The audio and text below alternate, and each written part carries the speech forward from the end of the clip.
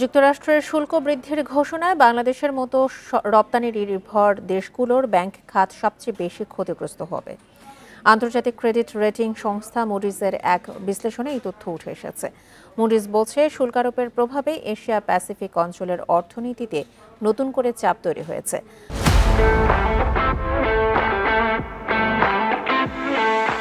Bangladesh, Vietnam ও থাইল্যান্ডের ব্যাংকগুলোতে ঋণ মানের অবনতি, ঋণ প্রবাহে স্থবিরতা এবং আর্থিক খাতে অস্থিরতা দেখা দিতে পারে।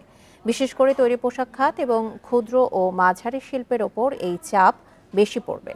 এমন পরিস্থিতি মোকাবেলায় ব্যাংক খাত ও অর্থনীতিকে চাঙ্গা করতে নীতি নির্ধারকদের আরও সক্রিয় হওয়ার পরামর্শ দিয়েছে সংস্থাটি।